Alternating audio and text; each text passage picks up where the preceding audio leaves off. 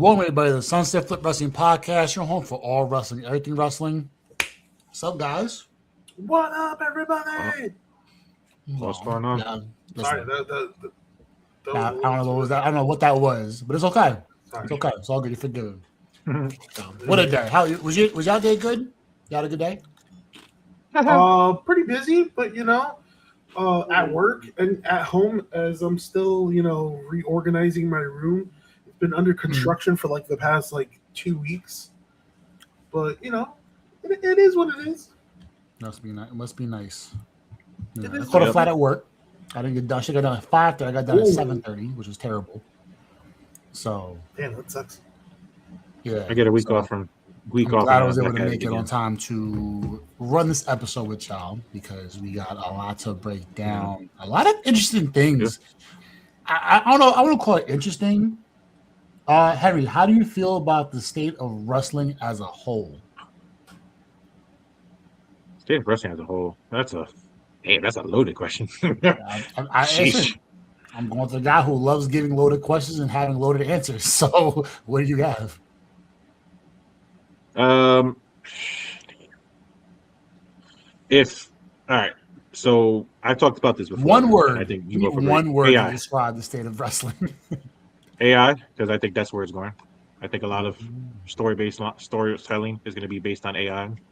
Sad to say, I think that's the direction we're going to. It's not because people don't have creative ideas. I think it's just because people don't know how to put the idea to pen to paper anymore. I think we need the inspiration from old storylines to build new storylines. But the problem is, I just feel like it's getting to that point. I think WWE already does it. I think AEW is going to get to that point because let's just be honest. I know they got a lot of wrestlers. They got a lot of stars there, and eventually the money is going to dry up, and they're going to start asking for more compelling storytelling. It's not going to be like we love AEW because their matches are fucking incredible, but we know AEW lacks storytelling. We've talked about this before many times on this show in different episodes. So that's just my thing. I feel eventually all these promotions are just going to go to AI, but I think that's going to hurt wrestling in the long run. I hope it doesn't happen. Mm-hmm. But right now, I would say the state of wrestling, I'm scared for it. That's the best way to put it. Especially comes in terms of building future stars. Artificial. Soto, what you got? Give me one word to describe the state of wrestling. It's weird. Weird? It's weird. Why weird?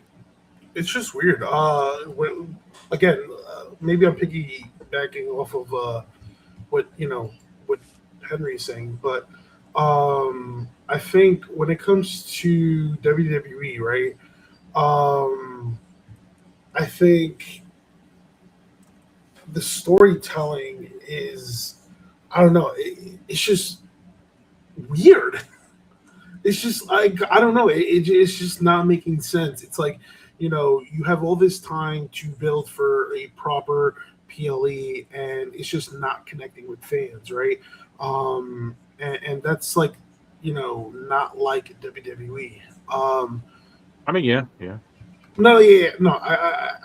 get it. I think when it comes to, all right, let me simplify this a little bit. When it comes to AEW, Henry's 100% right. I think we have no criticisms, no doubt, on the in-ring ability, on the matches. I think they all hit on all cylinders, right? But again, when it comes to storytelling, that's where it's a little bit of a problem, right? Not in all of AEW, but in most of AEW, right? And that's their biggest problem there, right? Is carrying and laying out a proper storyline. Right. Yeah. But the matches itself, there's no question it's going to be a banger. With WWE, it's like, I don't know, they like to recycle everything. No. For most things. I think WWE is everything. I think WWE is struggling on every end right now. I think it's just too much inconsistency. It's not like it's like 1 week it could be like white hot, and the next week it's just ice cold, and it's just like and you're right. It's just too much up and down. It's too much recycled storylines, but instead of it being like recycled storylines, for example, recycled storylines intertwined with each other. Like right now, WWE, like they're banking on Seth and Roman again to carry them. Meanwhile, a recycled Punk and- storyline that they Punk and used for Cody years. got more tickets going for day one of SummerSlam. Punk and Cody is another storyline, but I think that it's a little bit more intriguing. But again, it's a recycled storyline. Gotcha. Io Sky versus Liv Morgan. We've seen that, and it's just a lot of repetitive stuff. And I personally think, and we're gonna, obviously do our SummerSlam predictions. I think they did a really poor job advertising and building up matches. Mm-hmm. Not too shabby. I'd probably go, if I had to give one word to describe wrestling today, I would say disconnected. Just doesn't seem like I like that. I really like that. It's just like how much you split between the fan base and creative is one, the fan base and the higher ups, right, from the business perspective. Yeah. And then you have disconnect between the business perspective and creative of what they want to do, how they want to do it. We spoke about a couple weeks ago about the tag team division in WWE, right? They said you wanted to improve the division. You got rid of 4 consistently talented groups. The Machine Guns being the first and foremost, right? You went out your way to get them. Now they're gone. They're probably going to be an AEW. Imminently, it's going to happen. But you could tell that there's something wrong with the higher ups with Triple H. You got an issue with the fan base and creative, the fan base and the business. You got the business side. The execs are trying to cut down salaries of wrestlers. But it's like, You mean the 50% pay? Those rumored 50% pay cuts? Yeah, I mean it's just a lot of nonsense and even the advertisement for SummerSlam. The advertisement for SummerSlam was spotty at best. I told you about the whole Minnesota thing where they spelt Minnesota wrong. And then as soon as fans called it out, they edited it instantly. So basically, it's like they're not doing the usual vetting that they used to do back in the day. That's the one thing Vince used to do up. Vince would never allow bullshit like that. Oh, by the way, guys, a misspelling or something like that. There's breaking news. What we got? So the Motor City we have not done that. We have not done that in a long time. Motor City Machine Guns are all elite. What I say? So can't make this shit up. Yep. That's an imminent elite, and just like that, breaking news. Yep. So they have just signed with AEW, which is weird because they were in Detroit yesterday. I was expecting them to pop out, but Motor City Machine Guns are back in AEW. So you can't make this shit up. Can't make it shit up. But let's not get into the whole back and forth now. And let's get right into it. And let's break down this episode, shall we? Yeah. All right, let's kick things up. All right, so again, SummerSlam is this weekend, so let's go over some previews and predictions. Let's start with night 1, right, in which we have the 6-women tag team match, the Bella Twins and Paige versus Fatal Influence. I feel like I know where this is going, and again, this is leading into that trope that you just talked about with the recycled storylines. Mm-hmm. I feel like the Bella Twins are going to turn on Paige here. And I feel like we're going to get a heel turn with the Bella Twins. I just feel that they didn't get the run they needed before. Makes sense. Okay. Does Paige actually get actual matches now that she's back? Or is this? She does. For a while. I think this is mostly going to be about Nikki. Yeah, me too. But I feel like I said, I think that heel turn is imminent. I think we mentioned that a while ago that they were going to do that. That they were going to go that route. So I think Soto was the one that pointed it out. He said that he feels like the Bella Twins are going to work as a heel here, unless they decide to keep him face and then have them win the tag team championships and then turn on Paige. I mean, they could do that route too. I mean, there's so many different routes they go. Yeah, I mean, Yeah. Go Hey, No, go ahead. What's up? Oh no. I always said that there's setting up a storyline where the Bella Twins will turn heel eventually, and turn on Paige, setting up AJ Lee's return. Yeah, I don't know about AJ Lee. I don't know if she's done or not. She's getting paid a lot of money, so TKO might be trying to cut costs. But she's getting paid as much as CM Punk. So I agree with you with the Nikki thing. If they put the titles back on the Bella or on Brie and Paige, I'm gonna lose my mind. Like Fatal Influence deserves it. Yeah, yeah. I think they need to keep it with Fatal Influence right now. The new blood. Yeah, I think they have all the momentum. So yeah. Yeah, I was gonna say that too before. I don't think they're taking it off Fatal Influence anytime soon, but I think that's gonna be like one of those slow build burns where it's like we're gonna get high profile match. Yeah, I'm not interested in watching the Bellas wrestle personally, but teach their own.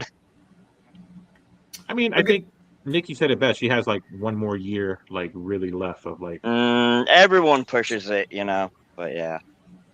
Yeah, but remember, she had a neck injury, so she has to sort of exactly. Like, same thing as Edge. Edge said he was getting to that point too. Exactly. She's had a neck injury. Should have called it quits. That's just my opinion.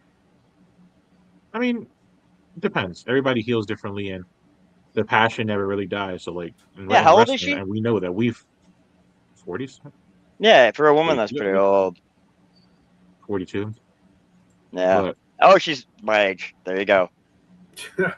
I can't wrestle now. So who do you have winning, B? Oh, yeah, I think you're on mute. He's doing his best mime impression. I was tweaking myself. Fatal Influence. Because it's not gonna. Gotcha. There's no debate on how they should do it. That being said, there's a pretty good chance they're probably gonna give Paige and the Bellas the win. Like, my God! Fucking why not? For that match, yes. For that match, it makes sense. It's probably gonna happen. This might croak, but it is what it is. Well, I mean, no, it's a possibility because remember, you kind of have to run it back. So I think, the Bella Twins and Paige might win, earning themselves another shot at the tag team championships, and then maybe that's shortly after that's when the turn happens. Nothing surprises me anymore with WWE Creative after the Danhausen and Joe Hendry segment. That was brutal. That was beyond brutal. That was, oh my God. But that sounds like a Bruce Pritchard Vince McMahon idea. Show tunes. Yeah. It does. It really does. It does. It does. I mean, but honestly though, if he still works with Triple H, I mean, Triple H did show tunes back in the day too. Well, so, like I said the other week, he uses Bruce Pritchard as a conduit, but go ahead. I mean, all right. So TKO. At the end of the day, TKO still has to prove it. So it is what it is. Yeah. All right. Let's go on to night 2, where we have another. This time it will be a 6-man tag team match. It will be LA Knight, Solo Sikoa, Royce Keys versus the Usos and Jacob Fatu. There's a world. Throw the reference out there. I'm gonna throw the reference out there. I'm gonna throw the reference out there, Philly Uzi. There's a world where that could happen, right? I mean, it shouldn't. I'd rather LA Knight, Solo, and Royce Keys win, but there's a realm where you're gonna see the Usos dominate with Jacob and call it a day. Solo is white hot right now. I'm gonna throw that out there. I'm gonna say that as a face, it would be interesting. It would be interesting though, if what we said happens and Solo betrays LA Knight and Royce Keys and sets them up for the bloodline to beat them up, and Solo goes back to the bloodline. I see that. But here's the thing though, bloodline is teetering face heel, so it could work for Solo too. Just throwing that out there too. I see that coming a mile away, but I hope you're wrong. Solo is killing it right now. Don't take away his momentum. You finally let Solo be Solo. Let Solo be Solo. Don't put him back with the group and make him hide in the back. Don't do that. No, you don't have to make him hide in the back, but you just don't trust Solo. He will blend into the background with Jacob and everyone. He needs to shine on his own, in my opinion. No, he needs to shine on his own. I'm just saying, all the other Roman, Jacob, they will crowd the spotlight. You need to give Solo the spotlight right now, in my opinion. I think we're leading to a bigger bloodline storyline again down the line. 100%. Building, don't have them turn. How they do it, how they do it, I don't know, and who they're gonna go against, I don't know, because I don't know if anything ever tops what happened at WrestleMania a couple years ago. That is going to be far fetched, but hey, we've seen crazier things happen in wrestling that we never thought we'd see. So I never say never. No, it's gonna happen. It shouldn't happen now. It should happen down the road. That being said, I'm going with Usos and Jacob. It just makes all the sense in the world. It's like, hey man, listen, there's a world where that could happen. And with the way the bullshit's been going forward, you pick the Usos and Jacob, okay? So you pick the Usos. I'm gonna do it. I'm gonna just go like fuck it. There's a world where this could happen, so I'm gonna go ahead and do so. So yeah. Okay, you got Solo? Okay. My prediction, as always, conflicted. One thing, I think another's gonna happen. Come on, I think we're having some technical difficulties with Mitch. Yeah, Mitch might tweaking, but it's okay. We all know Mitch is gonna go with the LA Knight run. Like, it has to. Like, there's a lot on the line. Yeah. So who you got? Is that any better? I'm sorry. Yeah, any better? Yeah, much better. Okay.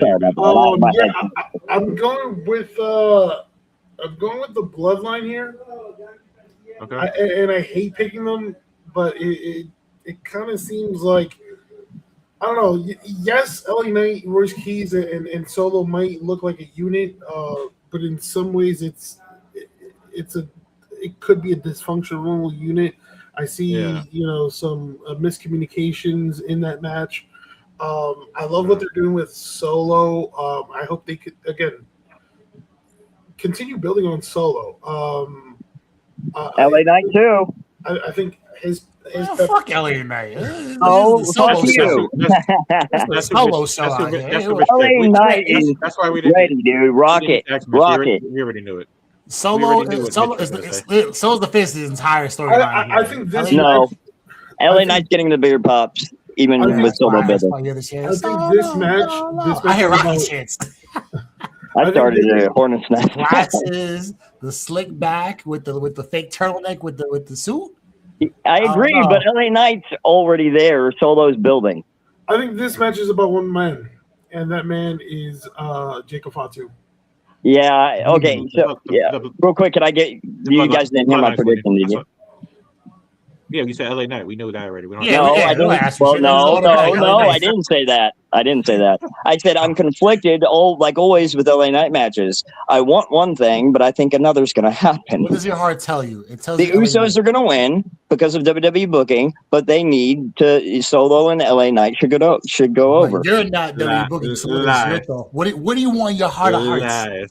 LA Knight to squash everyone. What do you think? There you go. Stand on business. I like that. LA Knight to squash everyone. That's what I want. Duh. We know this. I like that. See, I like that. Now we know this, but I know WWE booking. They're not going to do that. That being said, that's what I was just saying. And there's absolutely zero chance. Miss McMahon's song, "No Chance in Hell." Yeah. Let's just play that because no chance in hell. Bloodline's winning. And the worst part of this all. So my guy Royce Keys is gonna get zero airtime.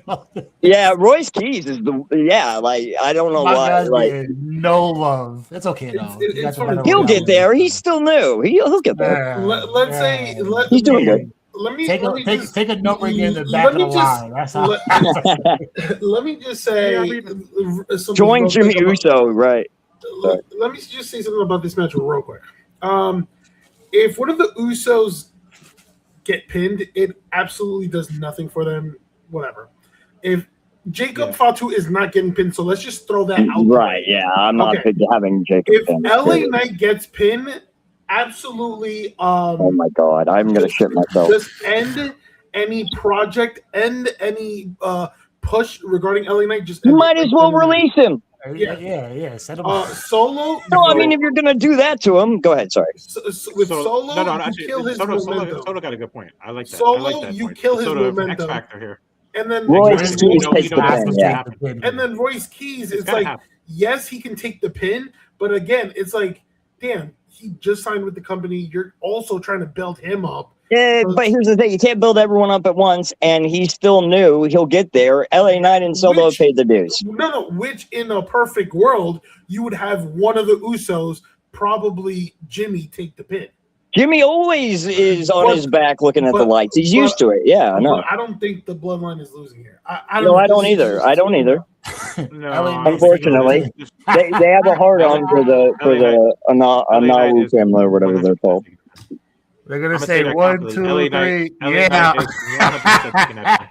There's no chance in hell. B, you get on my nerves sometimes. It just makes for me say, yo, it is. I don't know. I just the Unreal thing just like really. Solo smirking there. Yeah, I think they did that on purpose. Yeah, they did it on purpose. They did it on purpose.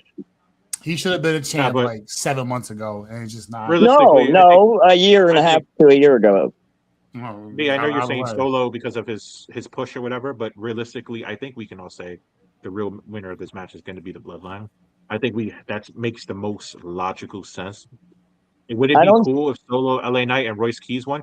Yeah, but right now, the one that's honestly holding a lot of the stuff together for that team is Solo.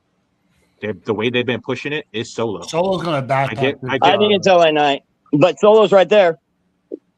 Yeah, I think it's LA Knight too that's going to take the pin, but I'm not. No, he's getting the biggest pops, even over Solo, and Solo's killing it. Solo's backpack. That'll mean he's got the momentum. If they want to crush his momentum, and that sounds about right for WWE. But again, before we move on, I think this is one of WWE's biggest problems. Mm-hmm. I think the disconnect. No, it's specifically with this match. Specifically with this match, I'm just going to take Solo. Right? We don't know if he's a heel or a face.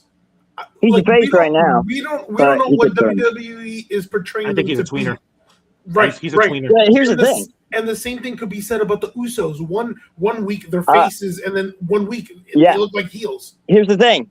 Almost all of WWE's roster, except a few people, are tweeners right now. There's no babyface heel anymore. I always said that a few weeks ago. Yeah, that's been a thing for a while. So again, that's where B comes in and talks about disconnect. And it's true. It's like, how are we supposed to connect with the storyline or these wrestlers when we don't know, like, inconsistent bookings? They don't care. They only care about their pocketbook. It's TKO. Take a guy and run with him to the ground so you can't take it no more, then pick the next guy. It's not even that. It's just that the way they've been booking it, it's obvious that the Usos and Jacob Fatu are going to win. But, like, I feel like they're going to make Royce Keys and Solo look really good in this match because I think. Man, what's your problem with my guy? Hold on, Mitch. No, hold on. I was going to get to that point. You let me finish. LA Knight's already established guy, so LA Knight doesn't need that rub in the Yes, he does. No, he does. What are you talking about? To be great. He needs every chance. He needs to have a moment. He needs the push. He's right there. He needs everything. And that's why I just not in the six man tag though. LA Knight needs a push on a bigger. I disagree so heavily. Every chance he gets, LA Knight needs to have an opportunity to showcase what he can do. Yeah, let him get the pin and let him go on to a bigger, better matchup out of the bloodline bullshit because he looks obsessed right now. So before, I think at the end of the day, he's doing it by night 2. Handing out Gatorades like Otis and Tozawa and them. Let's go on to the next episode. Let's move forward here. This is good. What did you say? Did you just insinuate LA Knight should move on to Tozawa and Otis? No, he's gonna be handing out Gatorades. I was gonna say, that's nice. You really hate him, don't you? It's just it is what it is. Like everybody's being put on the rug for we get it. It's like storyline. We get it. It's like LA Knight. They keep on pushing him, but then at the 1 yard line, they just drop it. No, not even the 1. It's like the 5.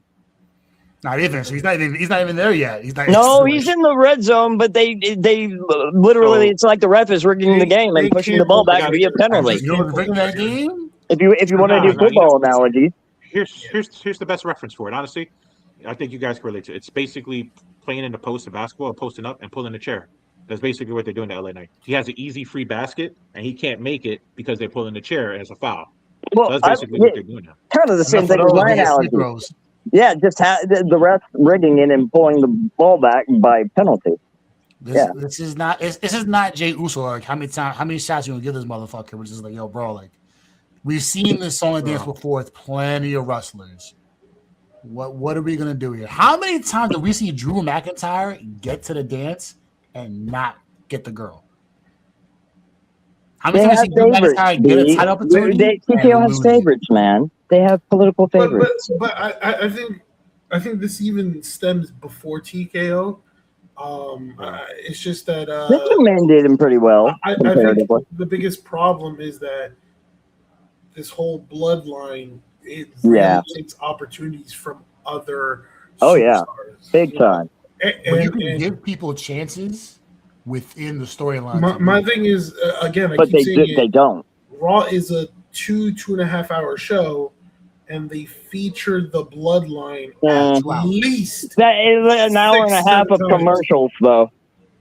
Yeah. So, all right, next match on the card, a very, very exciting one: Gunther versus the return of Soto. Nick Aldis. Change the name to Magnus. No, it's not Magnus. It's not Magnus. It's the national treasure, Nick Aldis. Magnus is old and dead. It's the national treasure, dude. With Nick Aldis and Cody Rhodes, that was a banger. We bought it. This might be. This is gonna be a great match of the weekend. Yeah, this is gonna be a great match. I'm looking forward to Nick Aldis. I've been waiting for a while. It's gonna be a good match. I don't think it's gonna be a match of the weekend. No, this is a sleeper for the match of the weekend. Yeah, I agree with the sleeper thing. Yeah. All right, who do you guys got winning? That's Dark Horse, maybe. Sleeper, Dark Horse. It's a dark horse. It's a dark horse. Gunther's probably gonna win, but I'm taking Nick Aldis. I'm taking Magnus. I think Gunther's winning, but I want to see Nick Aldis go over. Magnus. I think we can all agree here. It's going to be Gunther, but we would all like to see Nick Aldis. Yeah, I love Nick. I think he's amazing. I'm going Nick Aldis. I'll be the. And he's not even 40 yet. Like, dude's still got gas in the tank. I think I'm going to go Gunther here. I think makes sense. Yes, in a perfect world, you would want Nick Aldis to win here in his debut match.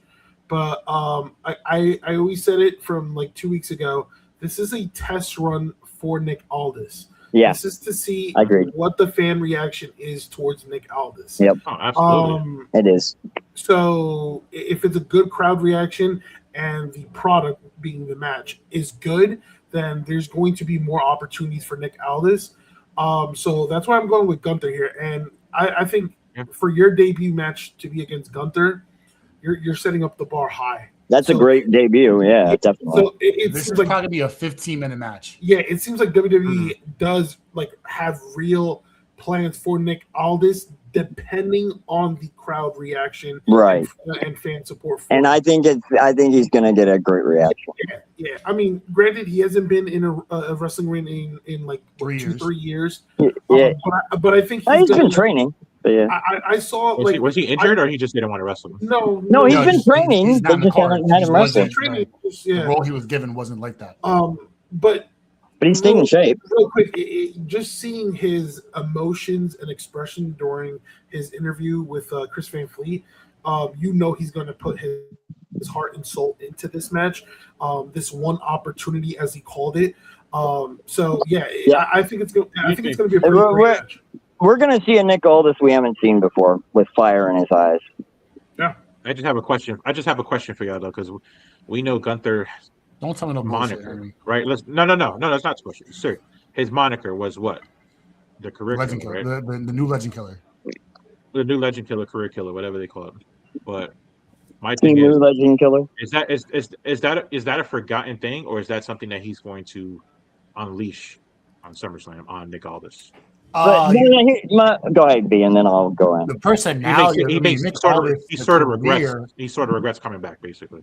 The Nick Aldis of career, then if he beats him and buries him, then we're done with Nick Aldis, which is fine. So it kind of stands. But you're gonna have to have the storyline that's built in where you're just retiring wrestlers. So far, so good. It's not WWE. When is that going to happen? So that doesn't apply here because half of the crowd's not going to ever have seen Nick Aldis wrestle. So how can he be a legend? So he's going to establish himself, I'm sure he will. When Ray's ready to retire and others, yeah. I still think this is WWE. It's so unpredictable. Like I don't know. Like, the booking is dog shit right now. Can I be honest with you? No, lie to us. I see somebody interfering in this match. Who? Oh, Drew McIntyre, 100%. Drew. Are you that confident? No. Yes. I'm confident. I'm confident. I was gonna say you want to bet some money. No, but absolutely not. But again, it would make sense. And to be honest with you, it would make both Gunther and Nick Aldis look strong. However, it would take away from Nick Aldis's debut. So yeah, I think you just have him have you just have him have a Donnybrook, man. Just a European style Donnybrook. Yeah, so I mean, I would what makes you think that he wouldn't do it? Well, it's going to happen. Well, because I think you want to extend this feud with Gunther, right? So a little bit more, because as soon as, like, let's say if you were to bring Drew McIntyre into this feud, right, and cost Nick Aldis because he's had problems with Nick Aldis, right? Then okay, fine. Nick Aldis moves on to Gunther. Nick Aldis moves to Drew McIntyre. Where does Gunther go from here? I personally feel that would overshadow both of them. I don't think that's a smart move right now. Gunther will probably move to the championship scene again at some point. Where though? I feel like we talked about. But to be used as a stepping stone for CM Punk and Cody again? It could be that, but I told you eventually. I did mention on a previous episode. I think the eventual feud that's going to be the A1 feud of the future. Eventually, down the line, we all agreed that it's going to be Gunther and Oba. Eventually, but I think Oba and Roman. Right. I think Oba and Roman is the real goal right now. That's the dream. You're right, but I don't think we're getting Oba and Gunther for a very long time. No, that's a Mania match 2 years. Like you said, I agree with what you said the other week. A few years from now, yes. I think Oba versus Roman should be what you aim for at Mania. Yeah, I think 3 years down that's going to be a Saudi. I think Roman Oba is going to be WrestleMania. Maybe by next SummerSlam, you could probably see Gunther Oba. Yeah, I can see that too. I give it 2 Mania. I give it 2 years. Or a Mania after, yeah. Continuing on the night 1 card, we have the Women's World Championship match. Liv Morgan defending her championship against Io Sky. So before we answer this, is it time for Liv Morgan to give it up? Yes. Okay, that's it. Yes. They've made me not give a crap about the women's division, the way they're booking. She's had one defense since she's been champion. I think when it comes to this match, right, or this feud entirely, right, it just focuses on one thing, and it's the numbers game, right? I truly believe, obviously, Liv Morgan has Raquel Rodriguez and Roxanne in her corner ready to show up whenever and help her out. Right now, Io Sky has Sol Ruca. I think this sets up the return of Stephanie Vaquer. I can see that. I can see that. Now, I could be wrong, and Stephanie Vaquer could probably show up after the match in a post-match beatdown, and Liv, could possibly give Liv another black eye or a bump on her head. Yeah, but I think you gotta give a shot to Io right now. I think Liv has had a pretty decent run. I'm not going to say a great run because she didn't have that many title defenses. But I think, it's time to switch champions here. And that's why I'm going with Io. I think Liv retains. Okay. I'm going Io. This is time. I'm going Io too. And I'm right. I'm going to shove it in all your throats. We're gonna get Io and Stephanie Vaquer at some point. All right. Now we have the Hell in a Cell match. Oba Femi versus Brock Lesnar. It's a good one. Oba Femi all day, every day. I think we can all agree it's going to be Oba. Yeah. If it's not, dude, TKO can't get worse. And if it's not, I'll be like, wow, this is a new ball. Would you be more mad, Mitch, at Brock winning or LA Knight getting pinned? Brock winning. Because I'm used to the LA Knight getting pinned by now, unfortunately. They're used to misery. Yeah, pretty much. Pretty much, yeah. I respect that. Wow. Yeah. This is a great send off to Brock. I was like, is B about to do this? I was like, yeah, he is. Yeah, it's just Oba Femi's my one shining light. I think they're going to continue to feed into the Brock Lesnar's retirement thing. I think that's what they're really doing. I feel like right now it's all smokescreen. They're saying, "Oh, Brock is going to wrestle, whatever," and Brock is done whatever. Oh, he's not done after SummerSlam. I think he's not done. I don't think. I was going to say Brock is not done. He's not. No, he's not done. But what I'm going to say is, I think this is leaning towards Brock going on like one of those losing streaks, and then probably Brock going on a losing streak. I don't know. That's so what I've heard is he's been a mentor backstage to a lot of people, and this time this is the different Brock Lesnar that we know, and it's not the Brock Lesnar that cares about going over every time. He's about helping the business and helping the younger ones and bring up fellow wrestlers. You mean he's not listening to Brock Lesnar, as Paul Heyman said? I think that's funny for some reason. I think yes, he loses against Oba. I can't imagine a scenario where Lesnar retires without facing Gunther. I can. I can. This is the end. This is how you end it. Oba Femi. This is how you end it. Okay, so hold on. So by that logic, if Oba really puts him in the coffin, as per se, Gunther could go to Mania and put him and put the family on the coffin for the career, for that career killer gimmick. I don't. Here's the problem with that. Brock Lesnar wanted to. That was his call at Mania. He did that on his own. If you watch Unreal, I don't know how much more. Like, this is Minneapolis. This is his home. What better place to end it than there? Yeah, true. I just think it's I just think it's boatloads of money. I just think it's real unfortunate because it's like you have so many potential like dream matches with Brock Lesnar left, and it's hard to like. Well, but they had their opportunity and they squandered it. Yeah, because like Brock Lesnar versus Gunther, one I want to see. Brock Lesnar versus Braun Breaker, would have been great. Another one that I want to see. So yeah, I just think this is how you need to end it, though. Yeah, true. I mean, this is Brock Lesnar's hometown. This is how you put over a budding superstar. Yeah, Henry. You go to poetic route. Yeah, perfect route. To close out night one, you have the undisputed WWE Championship match: CM Punk defending against Cody Rhodes. Who do you guys got? We have an unpopular opinion. We know. All right, so we know who B got already. So let's go to Mitch. I think CM Punk's retaining. I think CM Punk is retaining too. He's retaining. That's what I would do. I think I'm sick of Cody. I know everyone else is as the champion. Yeah, I feel like something shaky might happen. I knew you were gonna do it. I feel something shaky might happen in this match. Homelander. Maybe a heel turn. It's about time. I hope so. Yeah. Or maybe somebody gets involved, and I can see that too. Sami Zayn, maybe. I don't know. By somebody, I mean Randy Orton. Oh, I would love that. It's better than Sami Zayn. I'm trying to think like TKO because they suck. Randy Orton versus CM Punk. Yeah.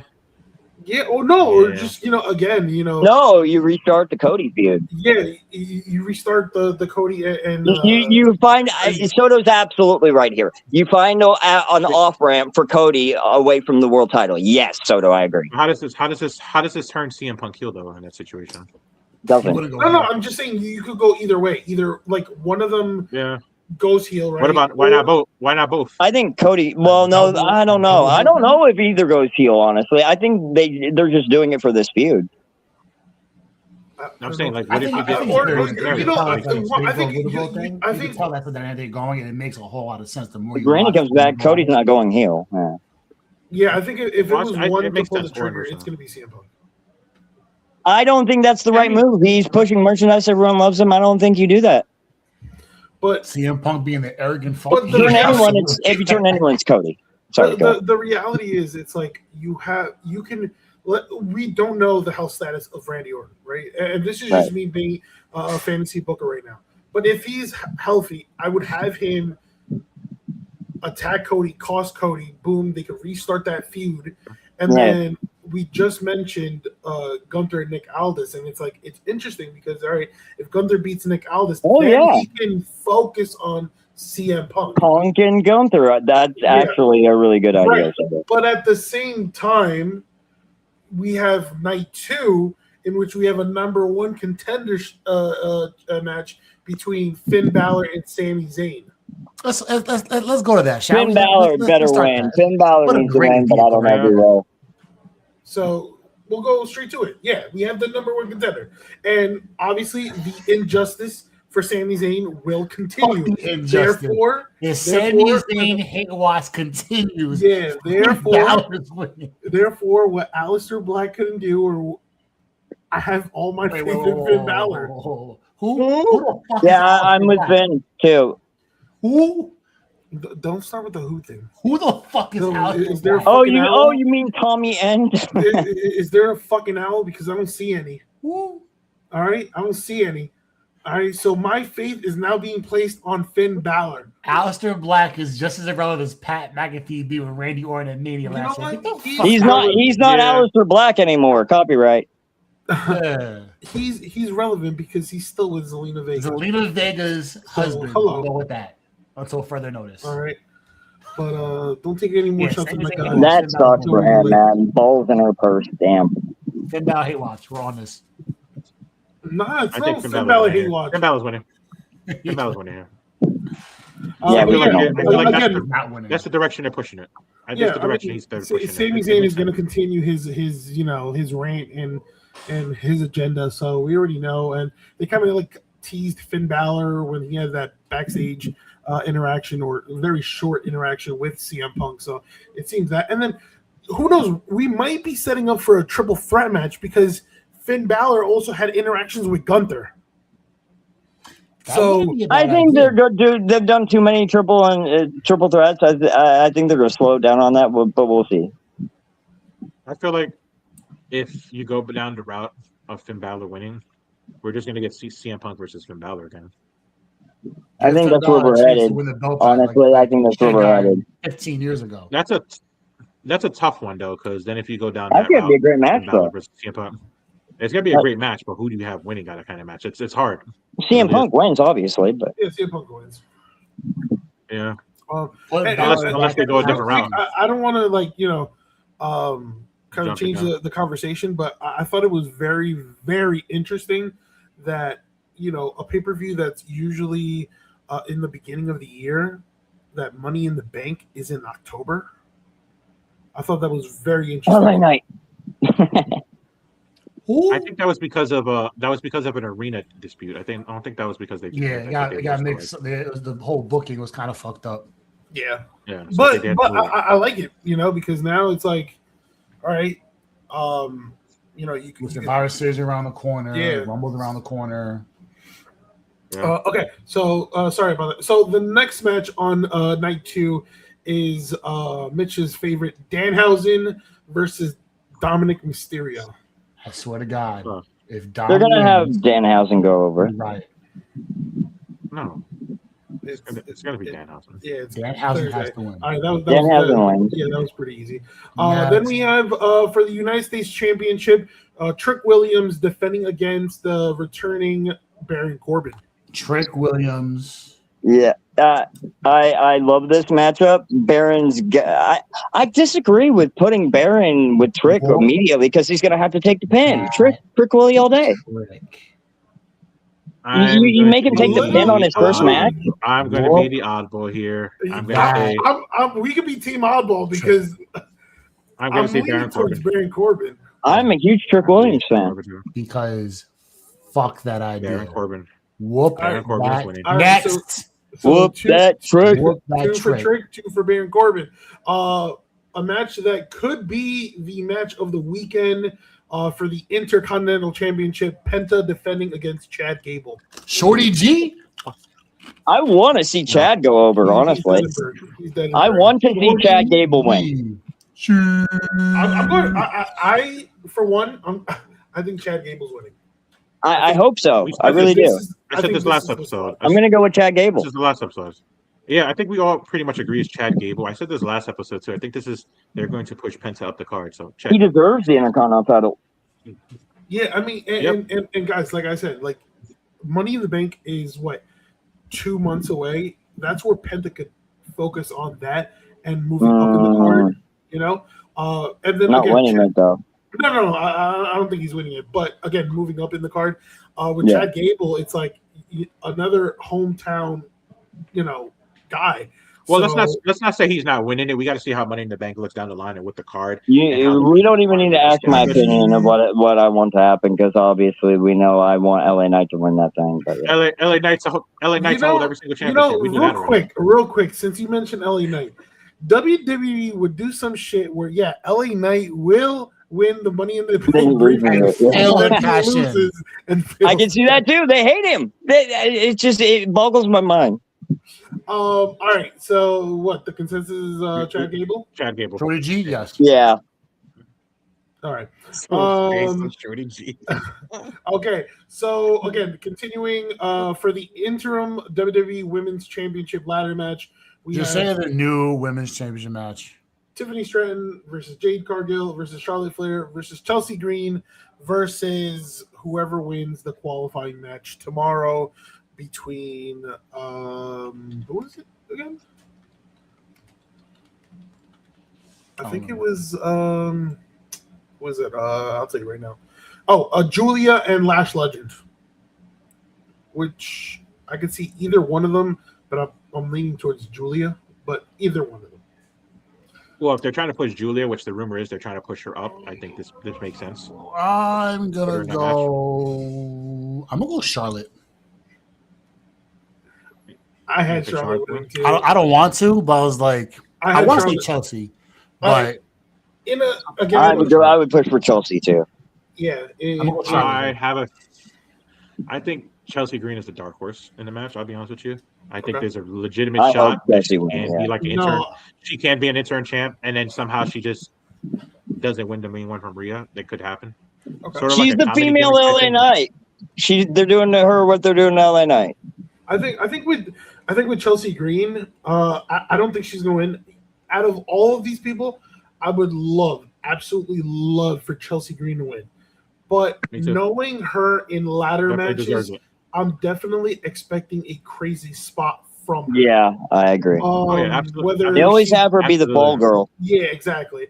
But having said this, Tiffany Stratton winning makes absolutely no sense. Tiffy time. She's not going to win. She's colder than a steak that's been in the freezer. Yeah, she's already preparing to feud with Blake Monroe. Yeah. For me, I think it's going to be either Charlotte or Jade. That's the feud right now. I don't like the Jade idea, but yeah.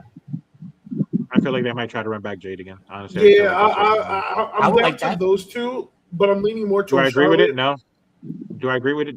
Wouldn't surprise me. They shoved their favorites down our throats. To be honest with you, I think a lot of people will have their criticisms if Charlotte Flair wins because it's like, oh my god, again for like a 15-year win. I disagree.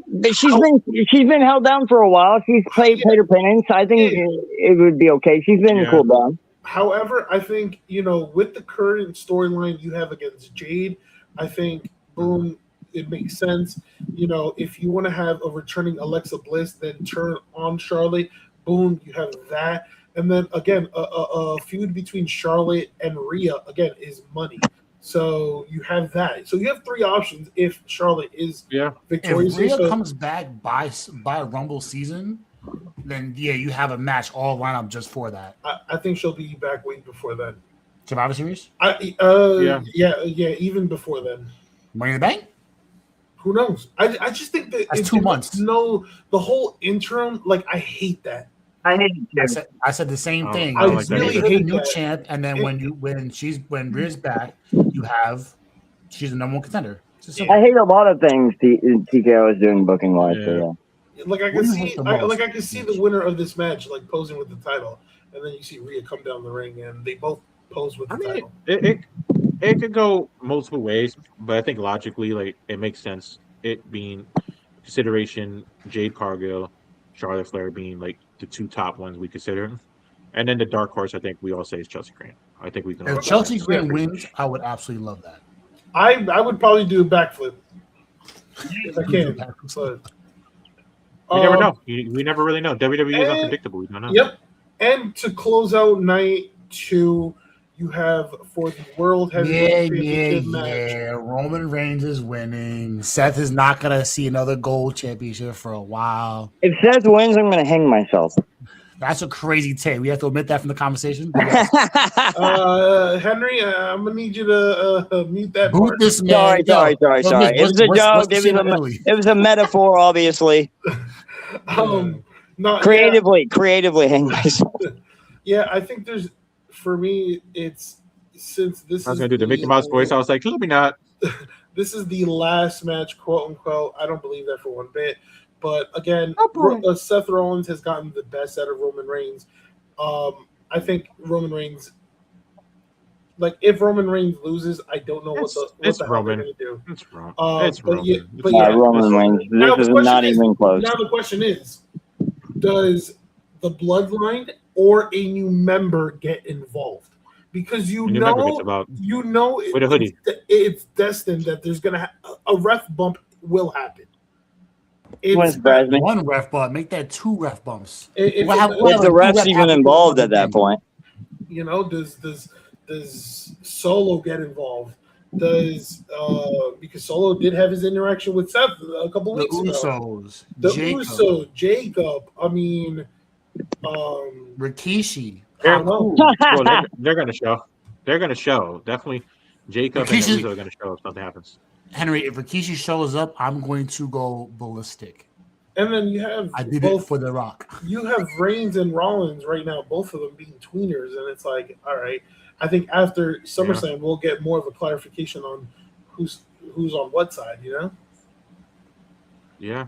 But I think, the consensus is Roman Reigns. I think we all have Roman Reigns. Absolutely. There's no reason to discuss that further. There's Roman Reigns. All right. Now on some serious news, right? Let's address Triple H's questionable creative decisions. Again, we don't know if it's Triple H. We don't know if it's TKO. I mean, just a combination of both. A little combination of both, right? Triple H did, go out to say that he wishes fans wouldn't criticize his booking and get invested in stories instead. Yeah, then do better stuff. It's that simple. The AI booking? What do you mean? Yeah, I just. There's a lot of questionable things. There's a lot of questionable things, Triple H, and then you have guys you mean the email, the AI email he sent out? He generated to the whole company. You didn't see that one? You didn't see that one? Y'all didn't know that one? He sent the email to the whole company. It was ChatGPT prompt.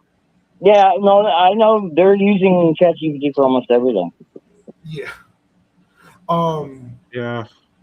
And then you have what's it called? Guys like Vince Russo also taking shots at Triple H, saying that this is the worst creative in the history of the WWE. I mean, he's not much better on JCW himself. So I mean, it's. All right, what do you guys truly think about Triple H and his book?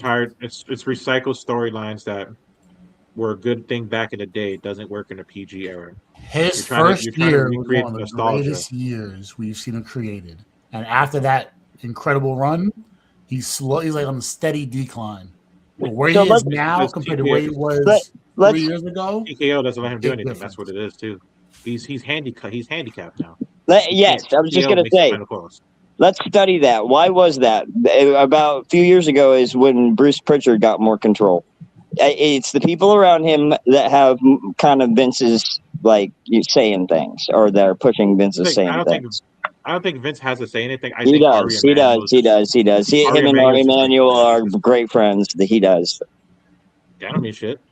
Pretty much. Yeah, it does. Ari Emanuel runs the show. Yeah, but he's not. What's he going? Vince, a person that owns 4% of the company. He's going to listen to the guy who helped. Yes, dude. They all have each other's backs. Well, that's business, bro. They're powerful people. They stay together. That part I do see. Yeah, I mean that I see. I'm not going to disagree with you on that, but I don't think Vince has I think. Listen, I think there's been a lot of flaws. Again, when it comes to, and I'm just gonna focus on the more recent, not since he took over.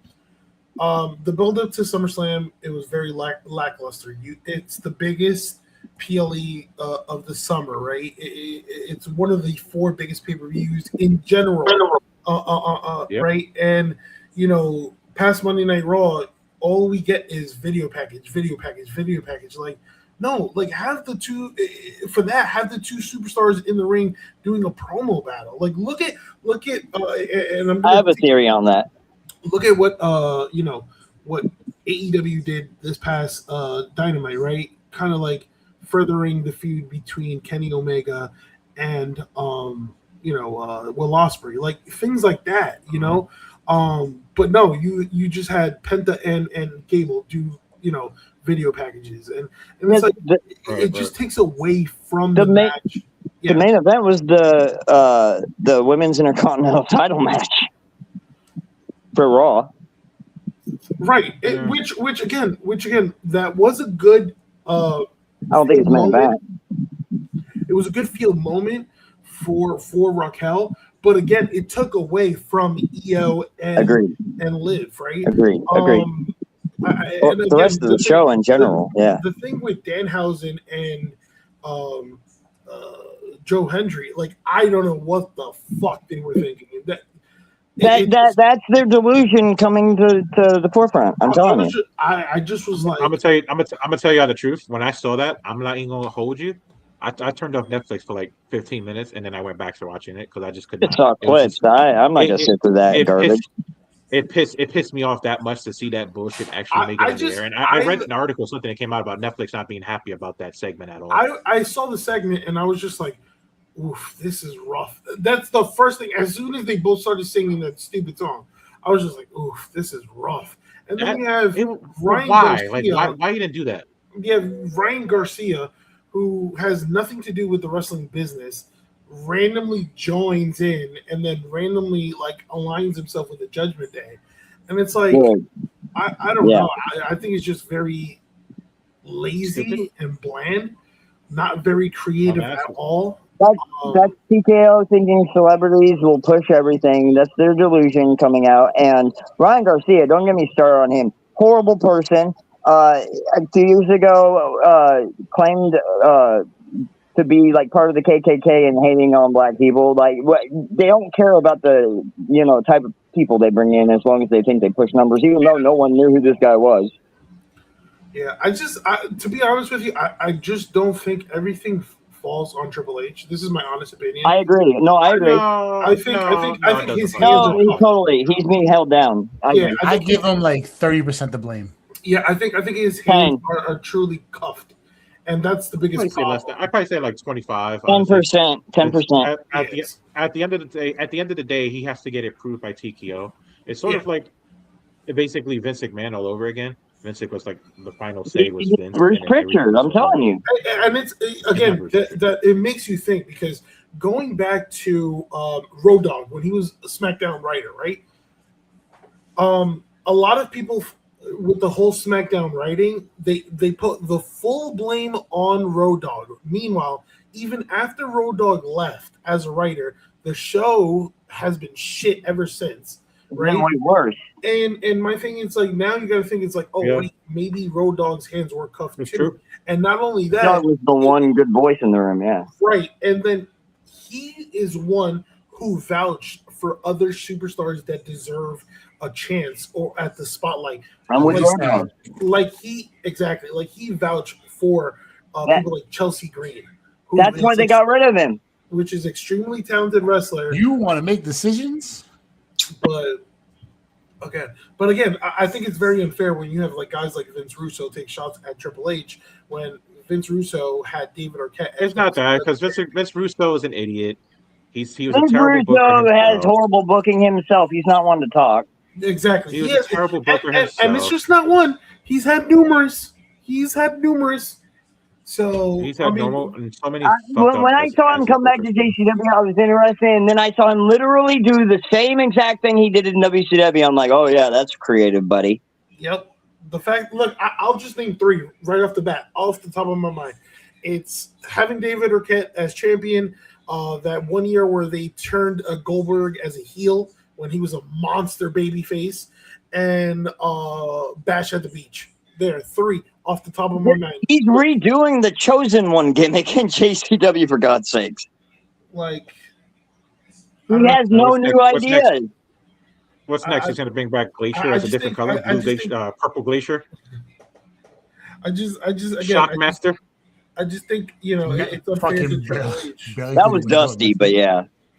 But again, Triple H saying, Vince Russo has been in the business for years. I wouldn't be surprised if he had to say bring back Jim Cornette and let them duke it out.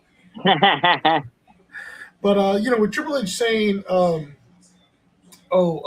focus on the storylines, not you have to have the police there. Bro, the storylines are just as bad. Like, how are we supposed to focus on the storyline when the storyline is not adding up to because he doesn't care about the fans. Shut up, eat our product. That's all that's what he wants us to do. Good little boys.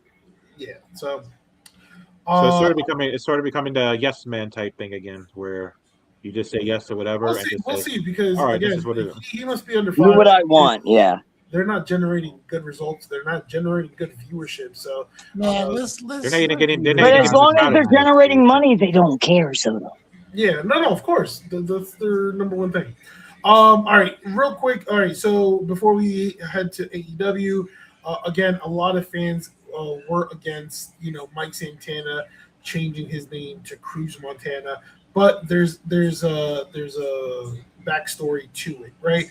At least he kept the Tana part.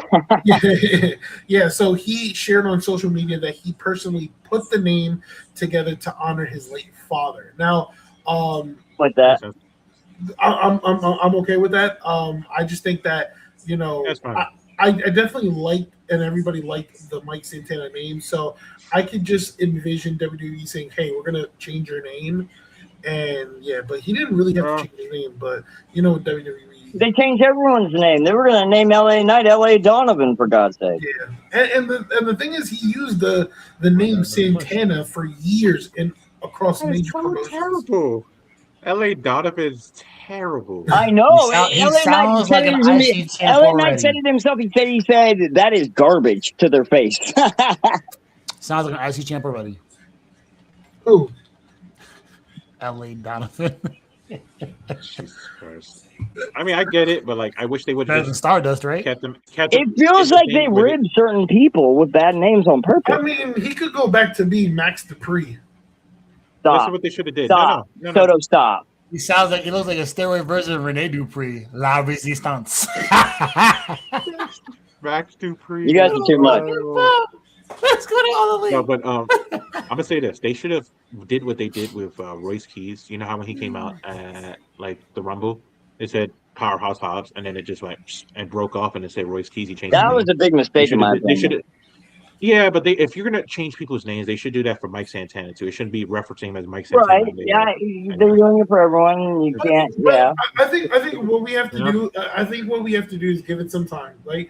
See if we can get adjusted to it. Because look, we said the same thing about Walter and Gunther.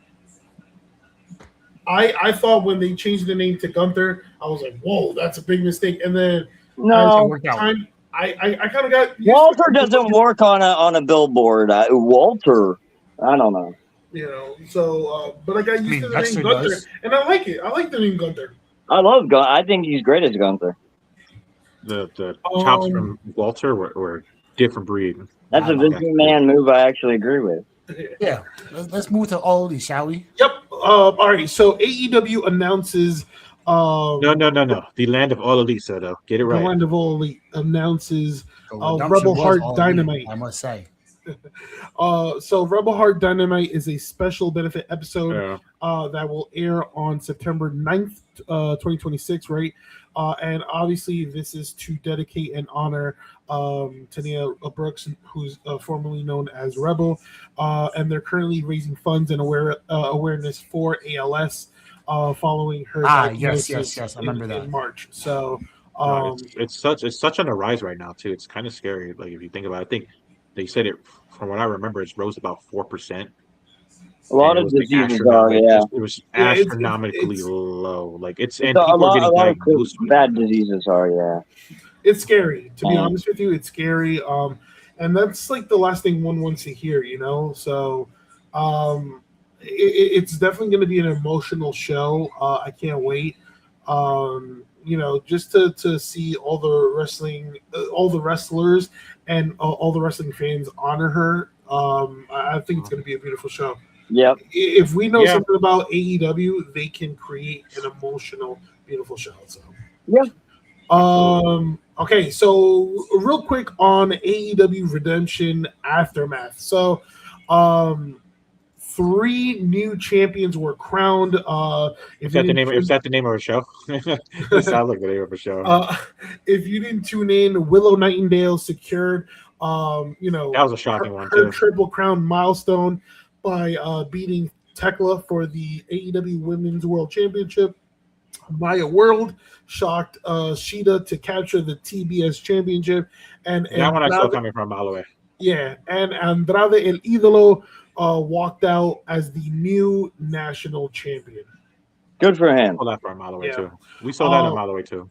Yep, and then obviously there was other moments in the throughout the card where the Young Bucks made it official that they will challenge Cope and Christian for the tag team championships at All In. So, and then obviously the disdain between Ospreay and the Death Riders. Ospreay, who's been with the Death Riders for some time now, but after the main event, there was a lot of friction where John Moxley wanted him to take out Kenny Omega.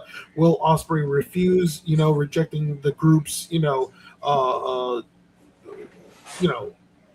of like methods, hard-hitting methods and whatnot. Yeah. But obviously, at the end, John Moxley was only trying to watch out for Ospreay, saying, "Hey, don't let Kenny get you first," and that's exactly what happened. After Ospreay helped Kenny Omega just laid him out with the one-winged angel. So, Moxley's right. Yep.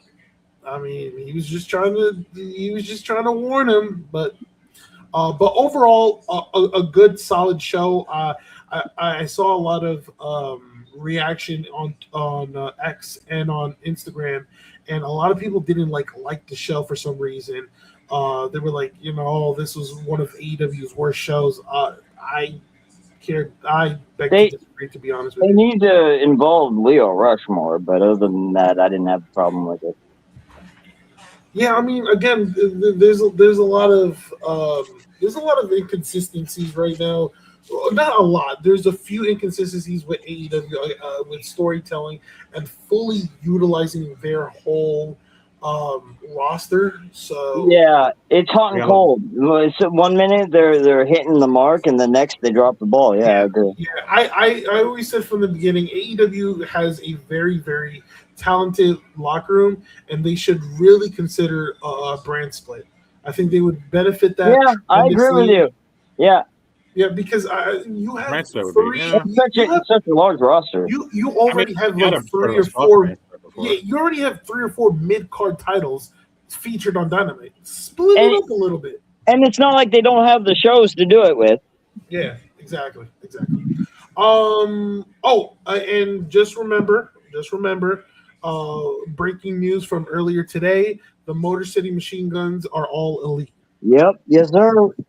Yep. So let's quickly go down the list. There is 4 matches already confirmed for AEW's All In, right? You have the Casino Gauntlet match, right, which the winner will receive a shot at the AEW World Championship.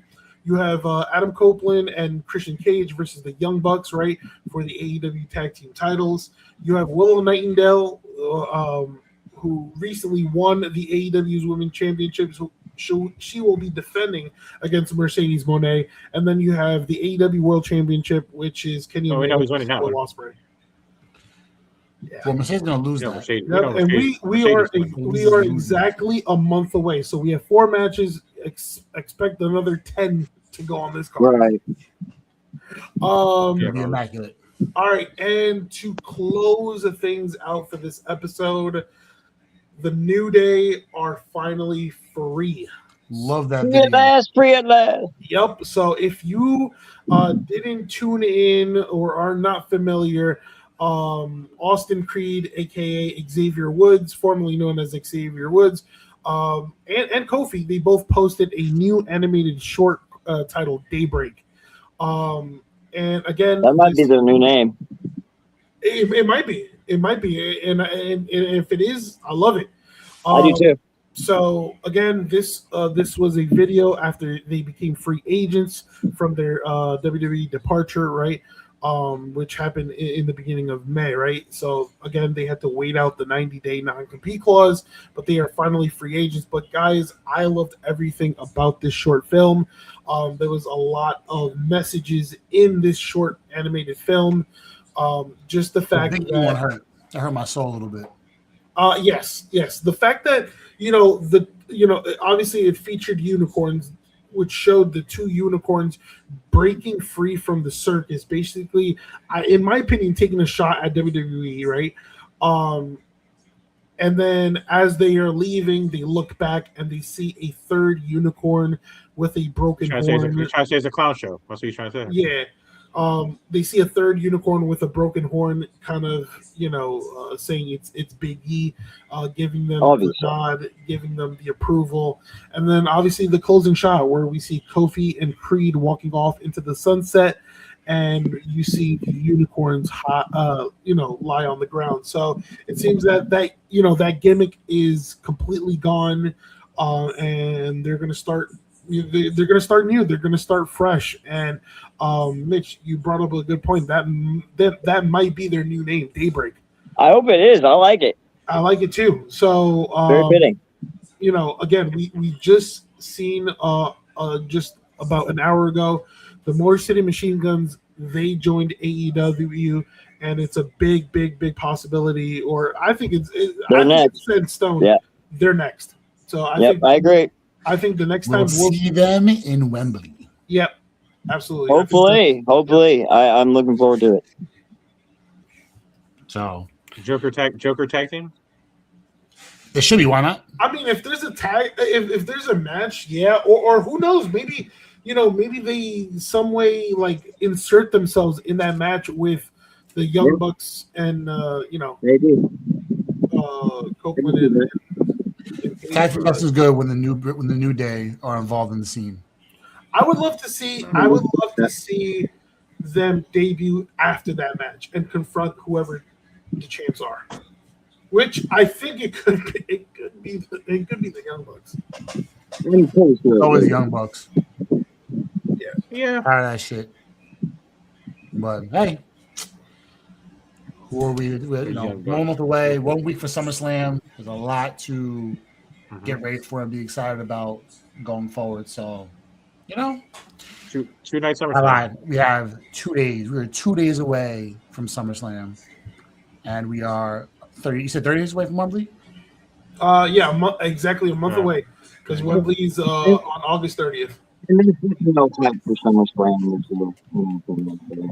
So, but that is going to do it for us on today's episode of the Sunset Flippers broadcast. We appreciate you tuning week in and week out.